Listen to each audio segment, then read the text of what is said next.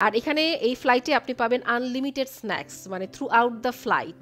তো এই যে দেখেন অনেক রকমের অপশন ছিল এমিরেটসে, ওয়ারেজ কাতারে মাত্র 2টা অপশন থাকে, ইদার কিটক্যাট অর লেইজ, যেটা খুবই খারাপ দোনোটাই, একটা অনেক বেশি সুইট আর একটা অনেক বেশি সল্টি। তো এই খাবারগুলো আপনি পাবেন পেছনে, ফ্লাইটের পিছনে, যেখানে কেবিন ক্রুরা বসে ওদের স্টেশনে থাকবে। অনেক সময় ওরা নিজেরাও নিয়ে আসে, বাট ঘুমিয়ে পড়ি তখন খেয়াল করা যায় না, তো আপনারা পিছনে গিয়ে নিয়ে আসবেন যত ইচ্ছা তত, এটার কোনো লিমিট নাই। এন্টারটেইনমেন্ট সিস্টেমটা দেখাচ্ছি, ওদের অনেক গুড কালেকশন অফ মুভিজ ছিল, বলিউড মুভিজ ছিল, ইংলিশ মুভিজ ছিল, কোরআন শরীফ আছে, বাংলাদেশি মুভিও ছিল যে আপনাদেরকে দেখাচ্ছি, বাট একটা মুভিও আমার কাছে মানে কমন পড়ে নাই, মানে চিনি না।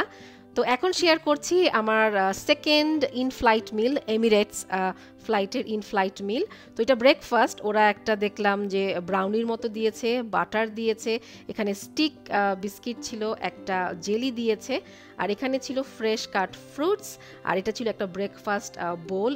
বিস্কিটের ক্রামস ছিল, দেন গ্রিক ইয়োগার্ট আর ম্যাঙ্গো পিউরে ছিল, অনেক মজা, আমি একটু পরেই দেখাচ্ছি। আর আমি অর্ডার করেছিলাম অমলেট, অমলেটটা অনেক সফট অ্যান্ড ফ্লাফি ছিল, আর সবচেয়ে ভালো লেগেছে যে পটেটো ওরা দিয়েছে সেগুলো বেকড পটেটো ছিল এবং স্পিনাচ ছিল। ব্রেকফাস্টে ইউজুয়ালি ওরা হ্যাশ ব্রাউন আর সসেজ দেয়, বাট 30,000 ফিট উপরে বডি অলরেডি ড্রাই হয়ে যাচ্ছে, তো এই স্পিনাচ এবং আলুটা খেয়ে অনেক ভালো লেগেছে। আর এই যে দেখেন ব্রেকফাস্ট বোলটা আপনাদেরকে দেখাচ্ছি, এত এত মজা ছিল এই ইয়োগার্ট অ্যান্ড ক্রামস দিয়ে ম্যাঙ্গো পিউরিটা, মানে আউট অফ দ্য ওয়ার্ল্ড। তো ওরা ফ্লাইট থেকে নামার কিছুক্ষণ আগে এই হট টাওয়েলগুলো দিয়ে গেল, একটা রিফ্রেশিং টাওয়েল, আপনি আপনার মুখ হাত মুছবেন, আসলে এটা খুবই ভালো লেগেছে, and it was an awesome amazing experience.